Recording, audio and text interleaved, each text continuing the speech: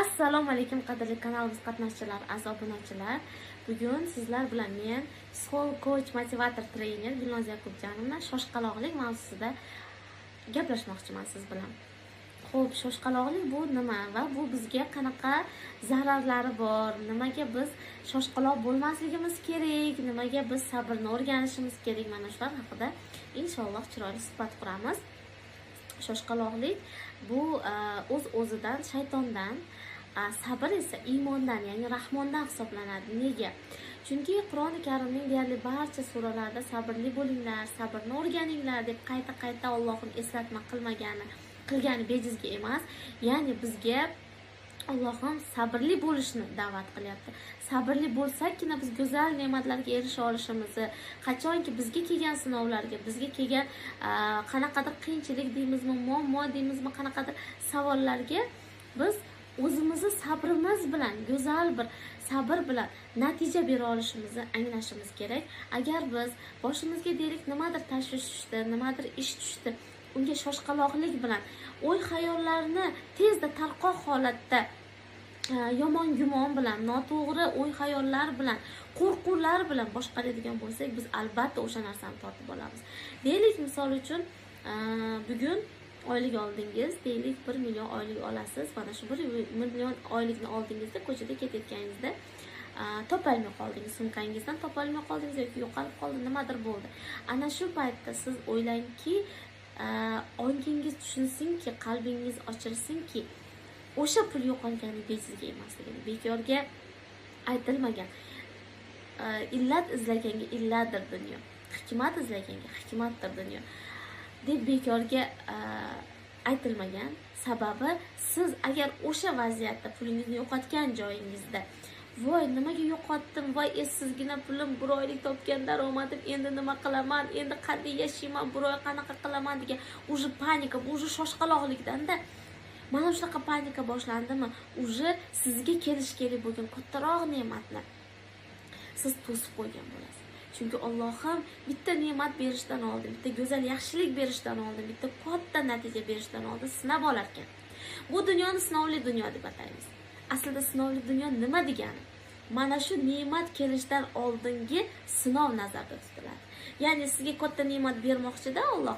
Qani bandam bunga tayyormikan deb sinab ko'rmoqchi. Sizga deylik 100 million so'm kelmoqchi edi, lekin 1 million so'mingizni oldi. Siz 1 millionga panika qiladigan bo'lsangiz, 1 millionga shoshqaloqlik bilan, noshukrlik bilan, norozilik bilan javob beradigan bo'lsangiz, o'sha 100 million kelish ham to'xtaydi. Buni hamma munosabatlarda ko'rish mumkin. Misol uchun, turmush o'rtog'ingiz sizga bitta qattiq gap gapirdi, birorta so'kish gapirdi, ichdi yoki chekdi, nimadir qildi, siz unga shoshqaloqlik bilan tafakkur qilmagan holda javob qaytardingiz, urushib ketdingiz, oxirini o'ylang. Agar siz o'sha paytda shoshqaloqlik qilmasdan, sabr bilan, indamasdan eshitsangiz, xo'p deb qo'ysangiz, ertasiga u yaxshi bo'lib qoladi, o'zgarib qoladi, esdan chiqadi o'sha vaziyat. U har qanday munosabatlarda, har qanday holatlarda inson ozgina bo'lsa ham sabrni, o'zini tutishni o'rganish kerak. Men oldingi darslarimda aytganman, ya'ni payg'ambar sollallohu alayhi vasallamdan so'ralganida eng yaxshi narsa nima deyilganida ular qalb xotirjamlik degan edi. Qalb qachon xotirjam bo'ladi? Shoshqaloq odamning qalbi hech qachon xotirjam bo'lmaydi. Ya'ni xalqimizda ham bir ajoyib naql bor.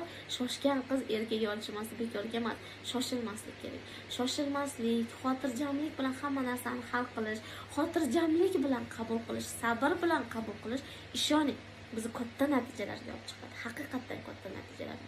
Bejizga sufiylar, pirlar, avliyolar juda ham xotirjam, juda ham sabrli inson bo'lishmagan.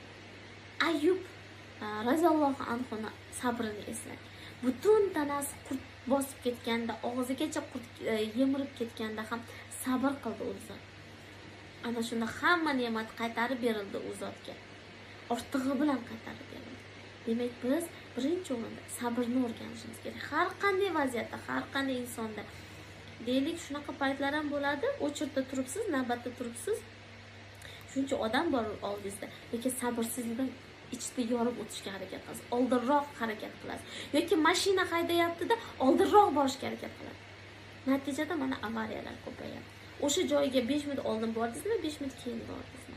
Sabr, xotirjamlik bilan biz ko'p narsalarga erishamiz, juda ham ko'p narsalarga. Bundan keyin azizlarim, sizlarga tavsiyam, hayotingizda nima bo'lishidan qat'iy nazar, diqqatingiz o'sha bo'lgan vaziyatga emas, shaytonni sizga ko'rsatayotgan illyuziyasiga emas, balki orqasida qanaqadir yaxshilik bordir degan o'y fikrga qaratilsin. Shunaqa o'ylab ko'ring. 1 marta bo'lsa ham, 2 marta bo'lsa, ana boring 5 marta bo'lsa, shunaqa o'ylab ko'ring. Mayli, bunda ham bir hikmat bordir. Allohim bizga shunaqa qilmayotgandi. Buni orqasida menga go'zal yaxshilik turibdi deb ko'ring. 5 marta shunaqa qilib ko'ring, ishoning. O'sha yaxshilik keladi. Haqiqatdan ham siz kutgan yaxshilik keladi, undan ziyodasi bo'lib keladi. Va siz o'sha paytda anglashingiz kerakki, bu o'sha sizga kelgan sinov paytida go'zal sabringiz uchun mukofot hisoblanadi.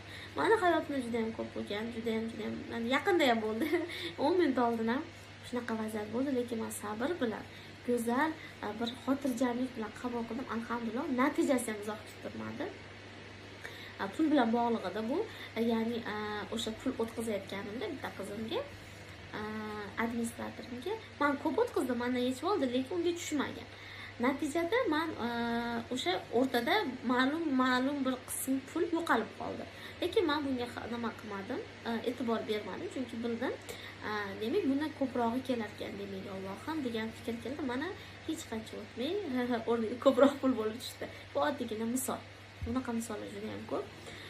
Shuning uchun azizlarim, qadrdonlarim, sabrli bo'lishni o'rganaylik. Sabr degani tashqaringizda faqat tilingizda sabr qilish emas, mana bu yerda sabr qilish. Mana bu yerda ichki xotirjamlikka erishish, ishoning. Ichki xotirjamligi bor inson, qalbi xotirjam bo'lgan inson hamma narsaga erishadi. Uy desangiz uy, mashina desangiz mashina, sayohat desangiz sayohat, oilaviy munosabatlarda ideallik desangiz bu, pul desangiz xohlagan narsangizga erishasiz. Faqatgina ichki xotirjamlik. Mana shu ichki xotirjamligingizni yo'qotmasligingizni so'rab va doimo sabrli bo'lib, Allohning ne'matlariga shukr bilan, sabr bilan kutishingizni va qalbingiz xotirjam bo'lgan holda Allohning sizga yuborgan har bir sinoviga, har bir savoliga sabr bilan qabul qilishingizni tilab qolaman. Hammangizni cheksiz va shartsiz sevib qolaman. Keyingi darslarimizda ko'rishguncha.